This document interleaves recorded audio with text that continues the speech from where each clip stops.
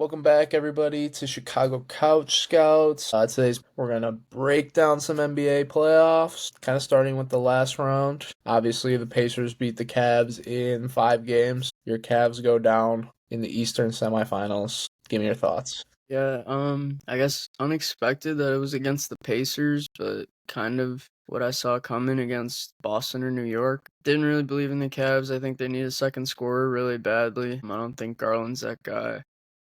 Pointing, but I think it's like kind of the wake up call they need if they're gonna win with like this Donovan Mitchell, Evan Mobley duo. Like I think they need to break up the surrounding core a little bit and get some players that fit in better to improve on offense because I think like the defense is good, but they get to the playoffs and they just can't score. So Yeah, I thought this Indiana really impressed me. I think Halliburton probably played like the best stretch of basketball he's played in a while. Miles Turner was unreal. And I feel like the Pacers just have like 7 or 8 guys that are gonna take a fourth quarter shot and be confident they're gonna make it.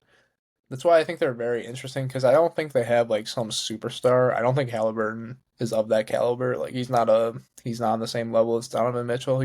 I mean the Pacers probably had the third best player in this series, maybe fourth, but they're just like Rick Carlisle has been probably the most underrated coach in the league. They're a really good offensive team and they know how to guard. But yeah, I've been an Andrew Nemhard guy and just watching him play more has made me more of an Andrew Nemhard guy. He's very fun to watch. And yeah, they have some of the best role players in the league, it seems. I think they can make a run to the finals. But going off what you said with the Cavs, I agree with you. I think this is a good thing that they lost. I mean, as much as it sucks, I mean, they won what, 64 games? 60, right? 64? yeah, it's up there.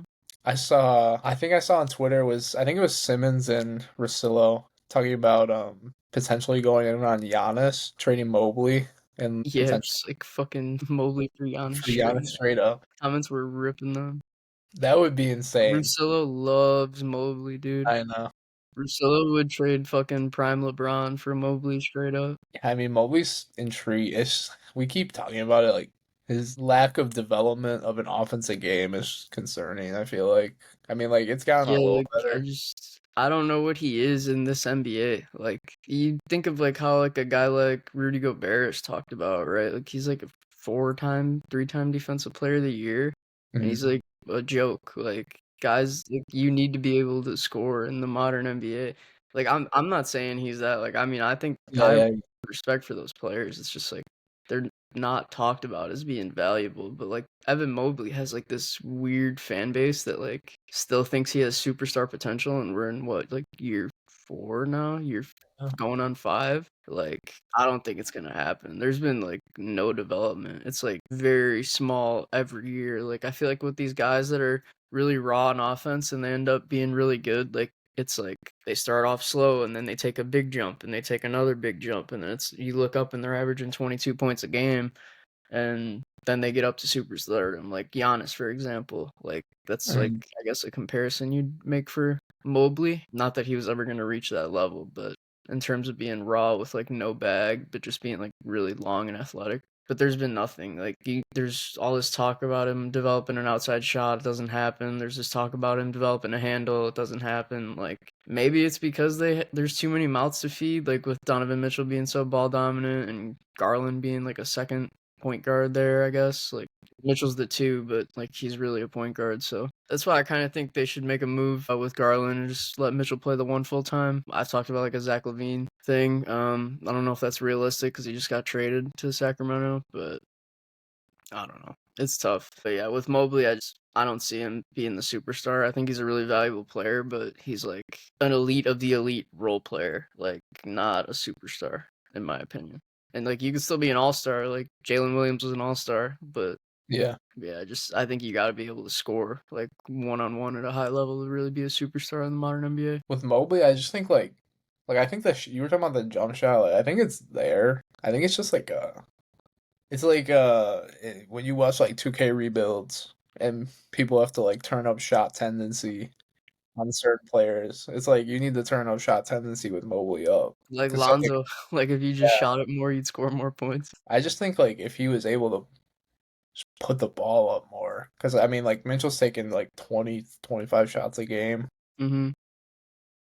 Yeah, like you said, Garland's getting shots, Hunter's getting shots. Yeah, Ty Jerome's taking shots. Like, this sounds dumb because like, he would make so many teams way better, but, like, if they could put, like, prime Klay Thompson, who doesn't need to dribble at all in there instead of Garland, like, they would be a fucking 75 win team. Mitchell could just be, like, highest usage in the NBA, and then Mobley also has more freedom to develop, like, Yeah, maybe that could work, but the way it's went, Mobley, like, hasn't developed and it sucks, but, like, you're right, he also hasn't had a chance because they have 2 ball dominant guards, and they had Karis LeVert in there, who's, like, a microwave, like, 6-man, like, ball yeah, dominant player, so yeah, he's gone now, but, they have Ty Jerome filling that role now, who's a microwave 6-man ball dominant player. I mean, he's more of a distributor, but I still think Ty Jerome's, like, kind of a more of a scorer, so yeah. But doing a lot of talk of the Cavs. Got to give props to the Pacers. They played a great series and they look like they could easily win the East.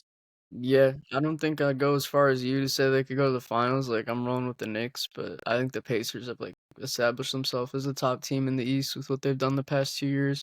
Yeah, back to back Eastern Conference Finals. Yeah, like you said, well coached, good role players, really good top to bottom, and that seems like how it's going in the NBA currently. Like these well-rounded teams are really good. I think Boston was the best example of that because they had like two superstars who are also like elite two-way players that kind of fills the role player thing like with two superstars. But yeah, I think they're a really, really impressive team. Yeah, keep it going with Boston. Boston Knicks. Knicks win in six. Tatum goes down with a torn Achilles in game four, late in game four. They still probably would have lost that game, even if he didn't get hurt. But Knicks really impressed me. Celtics obviously weren't healthy. Something's going on with Porzingis. Obviously, Tatum was hurt. It came out that Jalen Brown was playing with a torn meniscus. But still, Knicks dominated them in every facet of the game except in game five. And then they came right back and blew them out in game six. They won by, what, 40 points, almost 50 points. And yeah, Jalen Brunson probably has reached superstar status, I would say. He was kind of like, I hate to, like, throw that term out so much because I feel like there are way less superstars than people argue for in the NBA. But I think Brunson's probably reached that. He had a great series. The Knicks, another team that has like, I guess they're like a juiced up Pacers. I think the Pacers are probably deeper, but the Knicks have the superstar player in place who's at a lead guard position. And then they have great role players around them with a pretty good number two in Cat. Mikal Bridges had a great series. OG played well in spots. Josh Hart always just filling the box score. So yeah, disappointed to see the Celtics go out like that because you're probably never gonna see that iteration of the Celtics again. They're probably gonna have to move off some guys. I would imagine Drew Holiday's gone. Porzingis is probably gone. I mean, maybe even Jalen Brown. Who knows? Um, maybe we see Jalen Brown for Giannis swap. Never know. Doubt it, but that would be interesting and fun with Tatum probably out all of next year. Um, but yeah, I think the Celtics direction going into this offseason will be a one to watch for sure. Um, you might see a slight retool slash rebuild year, in my opinion. Yeah, so for me, I'll start off with the Knicks. I agree. I think Brunson's like I don't know about top 5, but, like, he's probably solidly top 10 in the NBA at this point, I would Like say. top 10 to 12 range, like in there, I would say. Like I'd put teeter, him I'd put him in the top 10 for sure at this you point. think? Yeah. I think, like, he's probably in the conversation for, like, greatest not greatest, but one of the greatest, like, small guards of all time, like Stockton and Steve Nash and, Iverson, and yeah, like, he's probably like, if they make a finals run, like, he's in that conversation. Cause like, what is like, how do you weigh taking a team to the finals as the best player compared to an MVP, right? Like, I Yeah, feel like Iverson and Steve Nash are pretty comparable when, like, you talk all-time discussions. Like, I think if Brunson takes them to the finals, he's, like, right there with those guys if he just stacks up, like, normal accolades, like all-star appearances, all-NBA, shit yeah, like that. yeah, So, I think that's interesting. His development's been really cool. The Knicks roster as a whole is really interesting. It, like, kinda goes back to what we talked about, the Pacers and the Celtics, like, they're just really well-rounded. Like, they have Brunson, who's a superstar now. Cat's probably like a star, but like in that second, third tier. But then they have like three of the highest level role players in the entire NBA. And I don't know if that's like a thing where they look better on these great teams because they're more valuable because they're contributing to winning and stuff. But Josh Hart, OG, Mikal Bridges, like if you did a list of the best role players in the NBA, they're probably all top 10, 12. Like they're up there. That's fair, yeah, for sure. Yeah, like and it's probably a similar thing with Boston and Indiana where there's like 2, 3 guys in the top 20 like pretty easily. So yeah, really interesting stuff with these like balanced teams in the East. I really like it. Um, it's a good like diversity thing from the superstar Big Three era that we had growing up, I guess. Yeah. So I like that. And then for Boston, I agree. I think it's a retool kind of year. They're not gonna win anything without Tatum. They might be like a fucking 7 seed, 6 seed with Brown leading them. Mhm. Win a playoff series maybe, but I don't know where they go from here. Maybe they could flip Porzingis or Drew Holiday into some assets that are younger. Maybe a Derek White trade could actually get them something back that's valuable, and you just go the Pritchard route. I saw a Derek White trade proposal, and this might be an overpay. It seemed like a lot when I was reading it, but it was Derek White to the Pistons for Jaden Ivey and 2 first-round picks, like a 2027 and a 2028 first-round pick or something like that. I kind of hate that for Boston. You think so? Yeah, like I don't really know what Jaden Ivey does for them really. Like I feel like they like Derek White's role is like to guard, and he's like fourth, fifth option on offense, I guess, whenever he's in the game. Third at best. Mm. Like I feel like Jaden Ivey's like more of a scorer, like attack the rim kind of guy, and he's just not gonna get those opportunities to handle the ball with Tatum and Brown there. And even Pritchard, like I feel like Pritchard's probably of the same quality of player as Jaden Ivey, so just I don't know about the fit. Yeah, I could see it. Yeah, I mean, like, he probably needs the ball in his hands. He would have to develop as a shooter more. He probably gets stuck in that.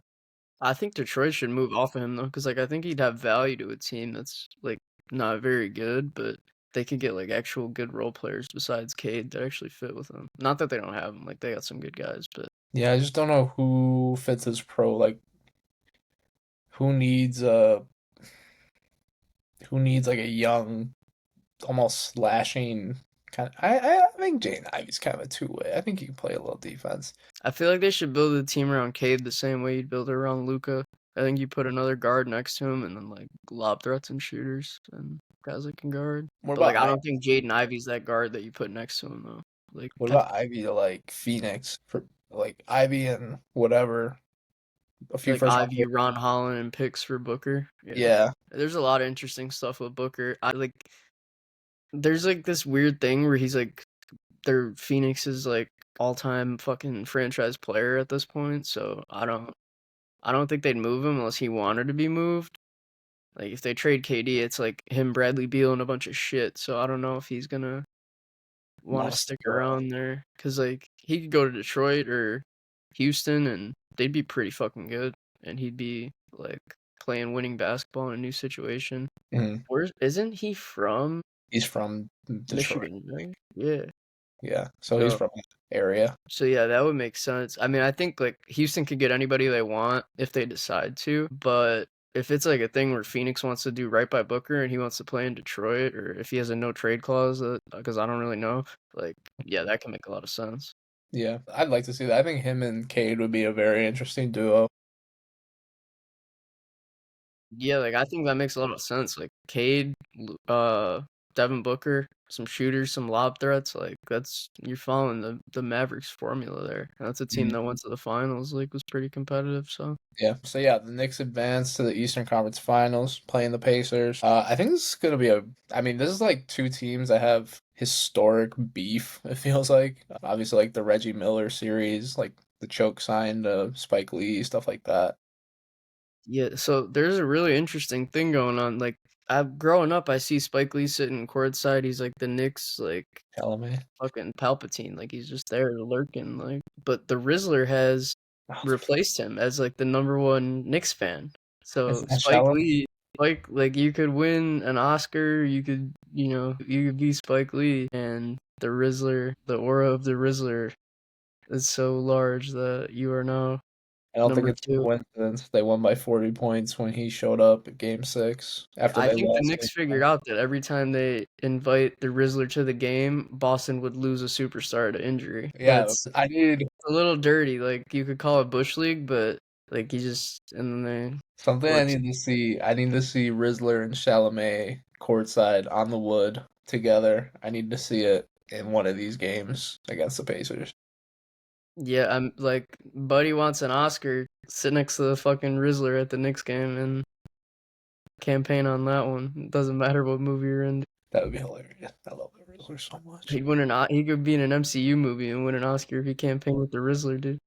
You might see the Rizzler in the next Dune if he's sitting courtside with Chalamet. He's like We gotta title this NBA playoff talk featuring the Rizzler discussion. boost the views. The two people that watch this are gonna be like, why are they talking about the Rizzler? I think this series probably goes 6 or 7. I think the Knicks ultimately win. However, I do want to see the Pacers win this series. I think that would be fun. Excuse me. Yeah, I think the Knicks are gonna pull it off. I'm really having fun with the Knicks being good again. I like all the stuff I see from their fans. They're really energized and it's cool to see a fan base like that, like winning. Yeah, Indiana's cool, but I feel like the Knicks are a better story. I'm not a fan of either of these teams, so I'm Mhm. going with the Knicks. I want to see the Knicks do it. Jalen Brunson from Chicago too, like he was hooping in the Proviso West tournament. Like we gotta show some love to him. Thanks. But yeah, I think the Knicks are good. I wish I would have stuck with them all year because like before this season, I thought the Knicks were gonna be like the best team in the NBA because on paper like they're so fucking good, Hmm. but they didn't really like play their best ball until right now. So Yeah. I guess glad it happened, but mad that I didn't stick with my gut on this one. All right. Western Conference, the Timberwolves beat the Warriors in 5. Steph obviously goes down late in game 1, doesn't play the rest of the series. It was pretty uneventful after that. I mean, the Warriors were in the few games, like games 2 and 3, they were in it. They were up in a majority of some of them. Just couldn't finish. They just desperately needed Steph. Minnesota was just packing the paint, not letting Jimmy get inside, and they just didn't have like Brandon Pajewski was the only one hitting jump shots. Like Kuminga was playing well. I think Kuminga probably made himself a lot of money that he wasn't going to get 2 weeks ago in restricted free agency. But yeah, I mean, Yeah, Washington's gonna give him a fucking bag. like 4 years, 120 million, something like that. Dude, he's gonna average 21 points on fucking 40.2% shooting next year. He's gonna kill it for them. Yeah, this series, I mean, I didn't I didn't watch majority of the games because Minnesota was dominating them in the second half. But do want to point out Julius Randle. He's playing really good basketball. He's having a good game right now. He's got like 26 in game 1 here. Um, Yeah, Ant hasn't been that great. He hasn't been great shooting the ball. He's been better distributing it, but Minnesota is an interesting team as well. Kind of another very solidly built team. A lot of good role players around a very good player. Conveniently, they're very similar to the Knicks, so potential opportunity to see who really won the trade if both these teams win their respected conference finals. But yeah, that the series wasn't anything crazy to me. I think if Steph played, I think the Warriors probably make it a series. It's probably going to 7, considering they were winning the first few games. So yeah, nothing crazy on that series for me. Yeah, I think with the Warriors, they need to have an off season to kind of build around the Steph and Jimmy combo together. I thought they played some good ball, but even if Steph was healthy, I didn't really see them beating Minnesota. I think Minnesota's really good this year. Yeah, But I do think the Steph and Jimmy combo is really good, and like they probably like if they play it right this offseason, they probably could go on a run yeah, next year. Like I think they could be a serious team if they put the pieces around that duo and Draymond. yeah. I'm not sure what kind of moves they need to make really. I haven't They're thought always about a that too rumored much. Giannis team. Are they? No, they don't have I enough. don't think. There's no Yeah, like way. I just don't think they could beat out Houston or San Antonio if they really want. Yeah. Like I don't see a scenario where he would end up in Golden State. Like they don't really have much to offer. Their picks aren't going to be good. I mean, I guess the picks down the line could be good because Steph's going to be long gone. But yeah, I don't. They don't. They, like in terms of players, like you're getting Kuminga on a fucking 30 million a year contract. Like I don't know if I want to Kuminga, build around that instead of like the second pick or fucking Reed Shepard and Jabari Smith and all the picks in the world. Like yeah, I don't know. Kuminga, Pods, Moses Moody. Moses Moody, trade asset for the last 3 years. He's just rotting on the bench. Like they need to free him, dude. He'd average like 11 points a game somewhere else for sure. Pat Spencer, That's Grace Jackson Davis. Yeah, no, they definitely don't have enough. they're But just dumping the whole roster. yeah, yeah, there's just they're playing with four guys. Like the Lakers, trade your whole bench for Russ Yeah, pretty and much. Montrezl Harrell. Or no, they traded Montrezl Harrell away. But yeah, I think they could build a nice team around Steph and Jimmy. Maybe go on one last run with Golden State before it gets really ugly for them. But yeah, I like Minnesota a lot. I think Minnesota New York's gonna be a really good final series. I've been wrong about pretty much everything so far when I kind of assume who's gonna win. So it'll probably be fucking Indiana versus OKC. But I'd really like to see Minnesota versus New York, and it would be cool because there's like that layer with the trade Mm. with Cat for Julius and DiVincenzo. So I think that would be a fun one. I'd like to see it. I think it'd be good ball. So yeah. Yeah. And then we got Denver, OKC going seven. OKC blows them out in game seven after Denver was up like 15 early. That was pretty much the whole series. Every Yeah, I game. saw this like stat cards and like OKC was better in like every single stat compared to Denver in the series. And it was like, how is this series 3-3? It's like Jokic effect. But And he didn't even play that well. the last game he took like 9 shots. I was like, is this like Yeah, the thing Caruso. when fucking Kobe said he's not gonna shoot the ball anymore? Like what's going on? As like the best player in the world, Jokic got like no calls in this series. I mean, OKC was being physical. Like Caruso was bodying him up in game seven, but like he got no calls. I felt like no calls that like an MVP caliber player will get. Like the amount of calls Shea gets compared to Jokic in this series was insane. Yeah, I'm not a big OKC fan. I wanted to see Denver win it, but it is what it is. Hopefully Minnesota takes care of them. Yeah, they're good though. It's like they're like a corny team, but they're good. They're very like that's another team that like when Philly has like the process talk, like OKC was the process. Like I'm always a couple years behind on the NBA where like I'm like, oh, that guy's not that good, like even when they really are. But with OKC, like I just think they're overrated. Like I don't like Shea's getting talked about as a top 3 player. I don't see that. I don't think Jalen Williams is that good. I think he's a high level role player, elite role player, but like he's not this number 2 like star player kind of guy. I like the big man duo. I really like them a lot. Mm-hmm. Chad and Kind Hardenstein. of setting myself up here because I only like the 2 white guys. But anyway, Love Caruso. Caruso's great. I love Pokashevsky. He hasn't been in the league for 3 years. Love I might be the only white guy there. Love Josh Giddey when he was there. Jason Wallace is my favorite player, I promise. But anyways, yeah, I like the big man duo, but I think they're a really overrated team. Like I think they're good, but when it comes to playoff basketball, like I've said it every time we talk about them, they don't have a number 2 scorer. Yeah, but they I don't guard. I I don't don't know. think the way Shea plays is like conducive, I guess, to like winning a finals.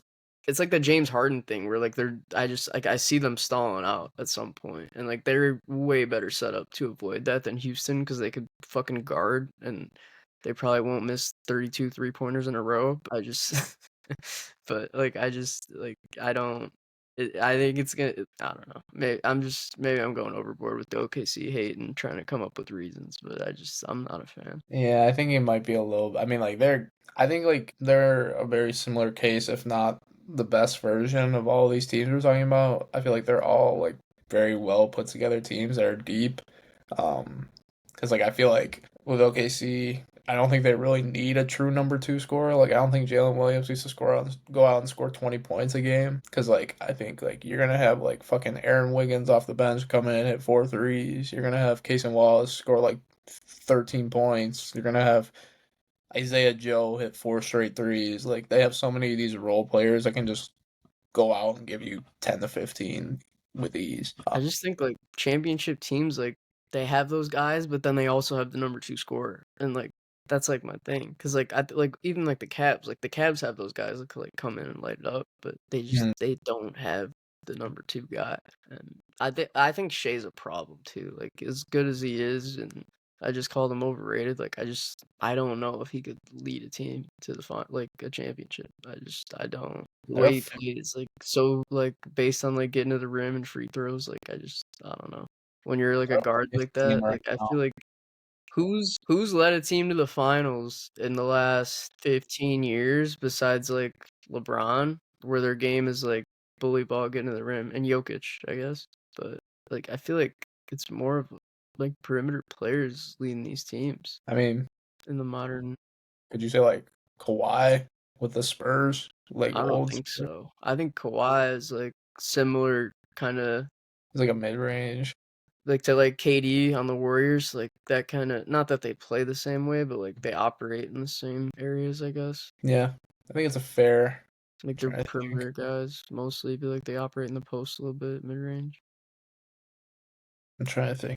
In the finals recently. Yeah, I know. I mean, like obviously that's the way the NBA's shifted towards. I kind of feel like it's coming back towards the mean in some degree. I feel like, I mean, like obviously people are gonna be chucking up fucking 50, 40 3-point shots a game. Like I just saw the Timberwolves had 35 threes with like 5 minutes left in the third quarter, which is crazy. Yeah, OKC's up 18 points now. But yeah, I mean, I think the mid range is having like a slight comeback. Like you see like guys like Shea, Kawhi, this playoffs, like stuff like that. But I don't know. I mean if you're looking at it that way, like the best number 2 scorer is Julius Randle. Maybe Pascal Siakam in this that's left. Like I don't even know if you could say Pascal's the number 2 in Indiana. He might be the number 1. But yeah, I mean I think OKC is really good. I just think like the way Shea plays is annoying. And they're kind of just like a bunch of goofy young guys that can be annoying at times. But I think they're very good. And I mean, they were shooting like 8 for 35 from three against the Nuggets and still won by like 20 points. They just guard. And it's like Caruso, like I know we were joking about him earlier, but like he really is like that was like the perfect trade for them because he's like such a defensive anchor and he can guard pretty much 1 through 5. It's crazy. High energy guy that just it's a vibes guy too. But he's been all the difference for them. I do think OKC is gonna be. I mean, not that they're not because they're up 20 points or whatever right now, but I do think OKC is gonna beat up on Minnesota. The more I think about it, the more logical I try and think about it, logical way I try and think about it, because I think they're just gonna throw like Caruso, Jalen Williams, like all these guys on Ant and just like beat them down physically for 7 games if it goes that long. But yeah, and I don't think Julius Randle can be your number 1 like scoring option and win them. Julius Randle's gonna bully Chet's little ass, bro. Yeah, but I Julius mean, Randle, a hard nosed player. he's gonna fucking lower his chest and Chet's gonna break a rib. But I think OKC probably wins in like 5. I don't think Minnesota has enough scoring to get it done. It's kind of been the theme of the teams we've been talking about, but I do think OKC beats Minnesota in 5 or 6, and then I think OKC ultimately wins it because I don't think the Knicks could match with them either, Knicks or the Pacers. Yeah, no, I'm going with Minnesota, dude. I think Minnesota's got it. They got Edwards, Randall, DiVincenzo. Like they got some guys that could put the ball in the basket. Shifty Rob might make an appearance. Absolutely I don't not. think he's dressed this entire playoffs. Every time I watch, he's in street clothes. Yeah, no, he's not fucking playing. But Oh I my don't know. god. I like Minnesota. I think they could get it done, but it might be a delusional take because I don't like OKC. But You're gonna need yeah, a prime Joe Ingles to check into the game, hit like 10 threes. my updated finals prediction would be Knicks over Wolves in 6. We'll go with. Finals MVP, Jalen Brunson. No, we'll go with Cat. Cat, revenge finals MVP would be crazy. I'll It'd go. be like, thank you, Adam Silver. Oh my god, wait, Rob's in the game right now. What, are they down 30? They're down 20 with a minute 58 left. Rob and Terrence Shannon. No, they put Robin in fucking Bronny minutes, dog. They put him in Bronny time. Rob and Terrence Shannon manning the backcourt of the future, and them in hands. They put Rob in during Imani Bates minutes, bro. I'm gonna go OKC over the Knicks in 5 games. I Shake gotta it. I gotta stop. I gotta reference the original garbage time goat Brian Scalabrine, bro. Scal time, like it was so electric when we like rip off the jacket, come in the All game time for bowl. All time. up or down 20. You all knew kind. he was hitting a three or getting to the rack, dog. Like just electric clip. If Twitter was as hot as it was now, like Scal would have been so electric, dude. Like the ESPN page would have abused him. Have you seen? You know that dude? He looks like he's homeless, and he plays pickup in New York. You know him? No, yeah, when he played him one on one, yeah, yeah, yeah, yeah, yeah, yeah, yeah. Think He's of that every bullying time. him Yeah, because the dude like tries to play all physical, so Scal just started bullying him. He's like 6 foot fucking 10, 260, dude. yeah. Just He's bullying fucking. him. He's got a fucking gut now too. He's a hefty man. But yeah, that's our NBA talk. We'll kind of update it as we go along.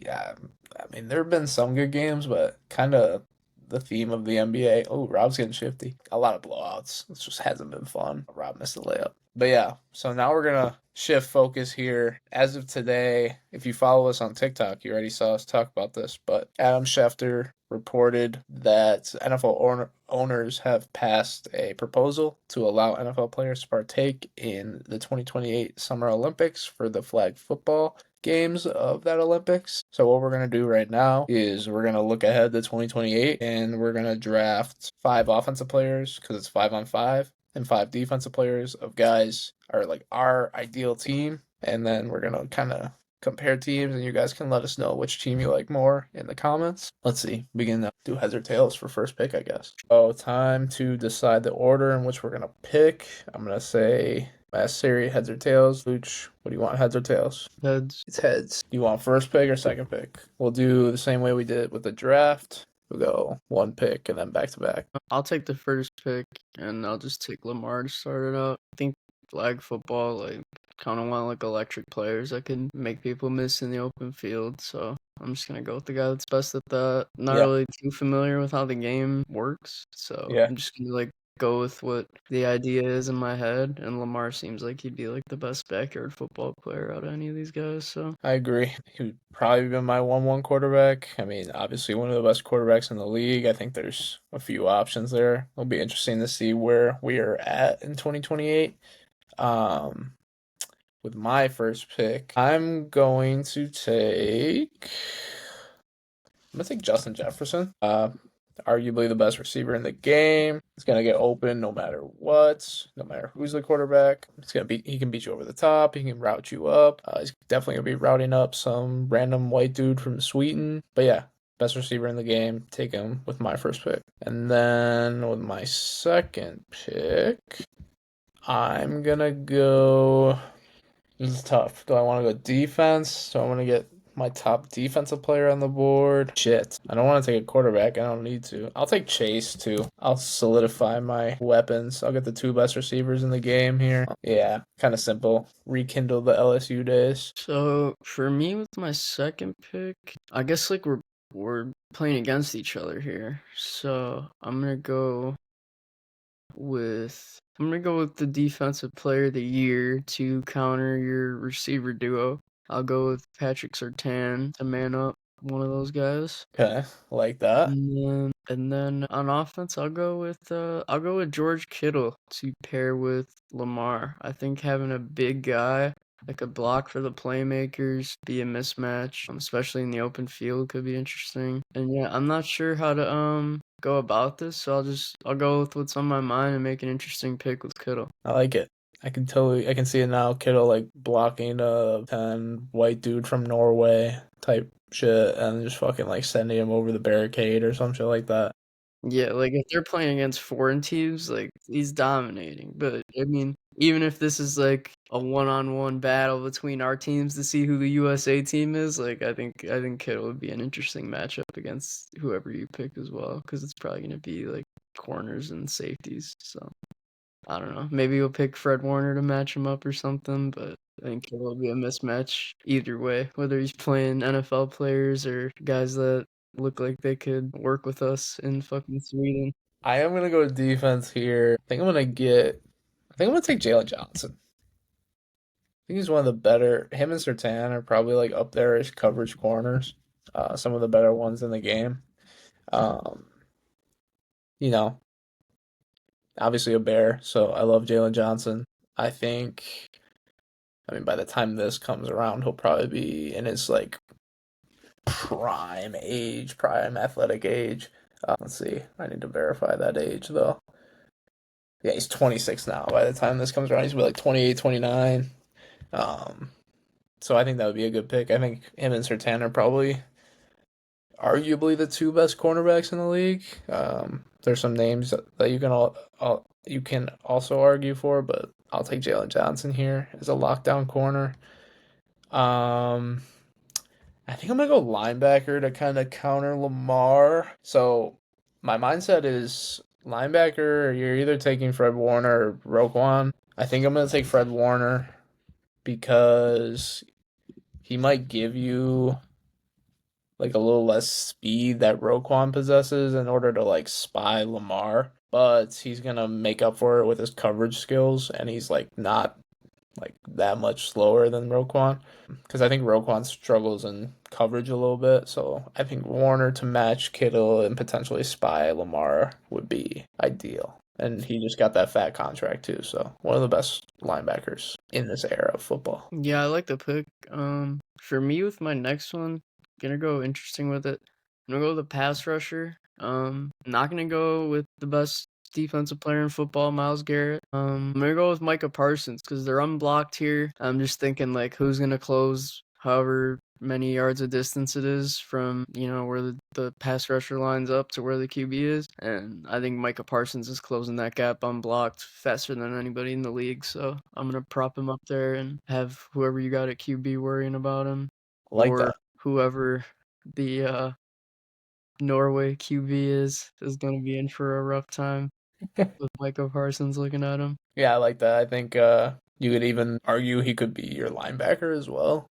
Yeah, Great coverage and skills. I guess it leaves it open. Like if I Yeah, wanted to take a different pass rusher later. yeah. But and then I need a weapon for Lamar here besides Kittle. Probably want more of a deep threat for flag football. I don't know if I want Tyreek though. He might be a little washed. There's a couple interesting things. I could go with Travis Hunter because he's like the perfect like flag football, backyard football kind of player Yeah. in both It's ways. way like the Pablo Sanchez of flag football. But I think I'm gonna go oddball pick again. I'm gonna go with his teammate, Brian Thomas Jr.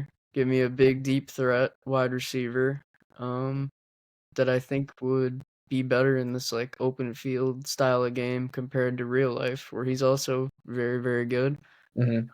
Yeah, I'm gonna tell Brian Thomas Jr. to run straight or run a post, and hopefully Lamar will get it to him. Yeah, I like that. Good route tree, good speed on Brian Thomas Jr. I mean, in 3 years, who knows? He could be the best wide receiver in football at that point. Who knows? Maybe not with Trevor Lawrence throwing him the ball, but I like the pick. For me, I think, I don't know, should I go defense? Should I go another weapon? 'Cause I can hold off on my quarterback for now. I like your ideology with the edge, kind of out of the box thinking. I like that.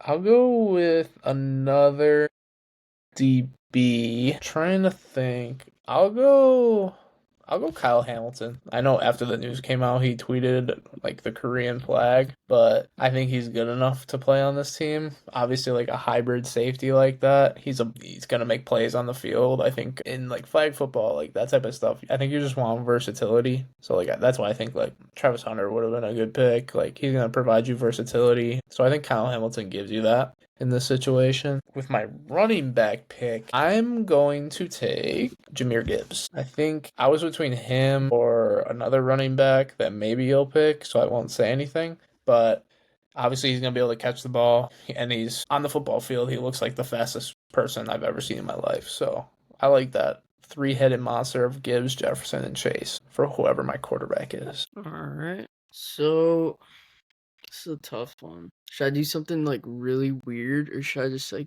yeah, I'm gonna do it, dude. I just had this thought that Kadarius Toney would be the best flag football player ever with all that That's your space pick. to run his routes. And like if he could just catch the ball, like he's gonna get open and he's gonna be fucking disgusting in open space. So I'm gonna go with Kadarius Toney as my third weapon on offense. I'm gonna put Kadarius Toney in parentheses open space merchant. That works. Very out of the box. Clip Very that one out. on TikTok so people call us idiots and interact with the post.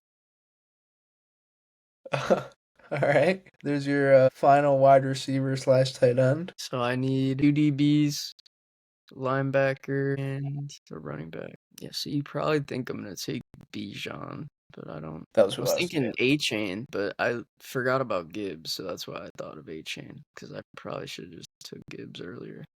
Yeah, you know what? I'm gonna take Travis Hunter to play DB, and then he could sub in at receiver if the Kadarius Toney thing doesn't work out. And I'll put can play wide receiver. Give Tony a breather if necessary, or for Oh. disciplinary reasons. All right, I like that. Okay, so you need I get another one.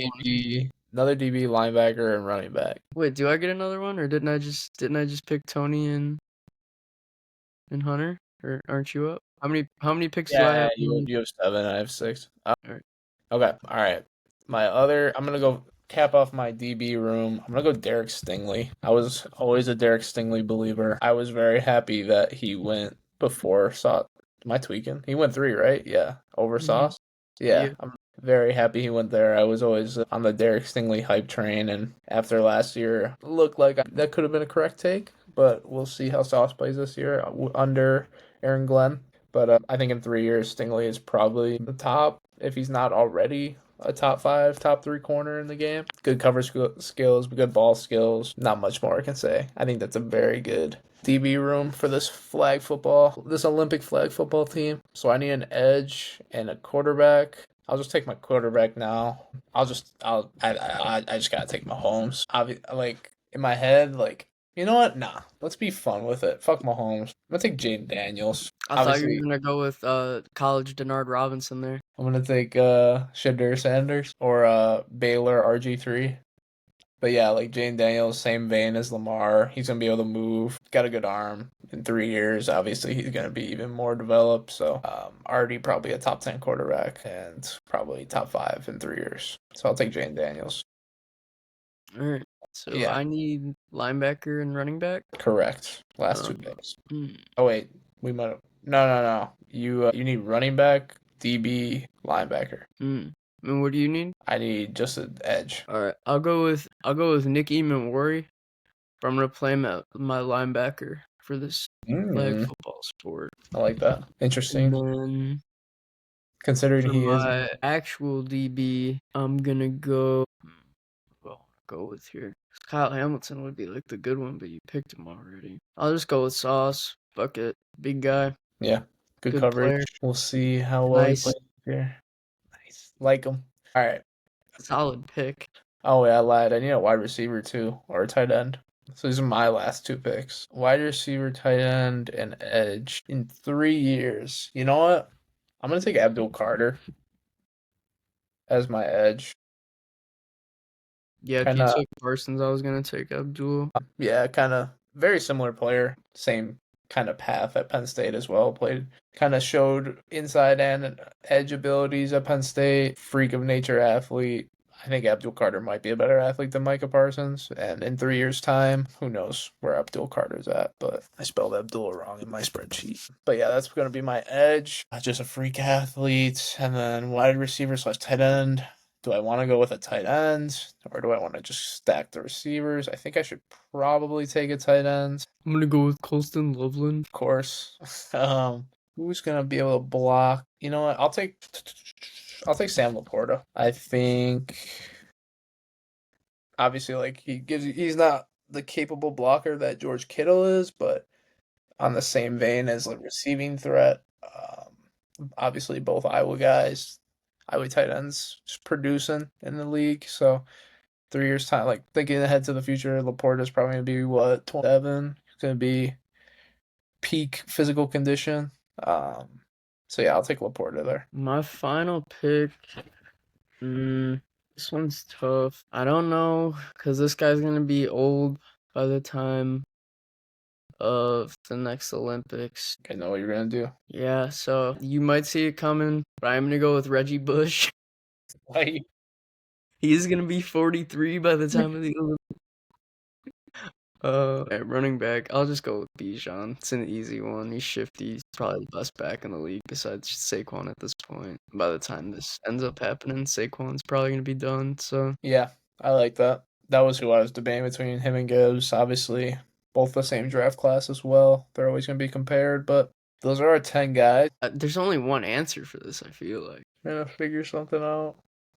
All right, I'm gonna go Marty Daniels, the Blue Mountain State head coach. Maybe there's a second answer because that's a good one. But I'm surprised you didn't take what I was thinking of. But that's a good one. Yeah, he's a no bullshit type of guy. He's gonna do anything in his power to win this gold medal. Yeah, Marty Daniels. Yeah, for me, it's John Gruden easily. I don't think you could pick a better person to coach the United States flag football team. Like, it's not even up for debate. Like, if they like were creating him in a lab, like Captain America, like to lead a team, like John Gruden would walk out of that too. He would come out and it would be John Gruden. Yeah, I was thinking like Bill Belichick, if Jordan was allowed to be on the sidelines, was also in consideration, but I think it has to be Gruden. The gold medal is gonna have him feeling nicey. It would be electric. Gold medalist John Gruden. Like I actually hope that they fucking do that for the real Olympics. That would be so funny if Gruden's coaching flag because like they're gonna win. It's like more of a guaranteed gold medal than basketball. Like just let Gruden go fucking buck wild at the Olympic press conferences. Be the best content ever. He's just Like making one of TikToks. the more unintentionally hilarious people of all time. John Gruden versus Marty Daniels would be an all-time matchup in a 5-on-5 matchup. Each team, yeah. So this is The the Norway QB has the fucking clap snap count. He just loses it. it's just yeah, the Swedish QB is just Jackson Dart clapping in the backfield. But yeah, so those are our 10-man rosters for the US Olympic team. Obviously, it's going to be more players than that. There's going to be subs and shit, but with a coach, let us know who you have taken home the gold medal. Personally think Marty Daniels is winning the coaching matchup, but we shall see what everyone thinks. But yeah, that's been this week's episode. Events happening in between now and their next episode that we'll talk about.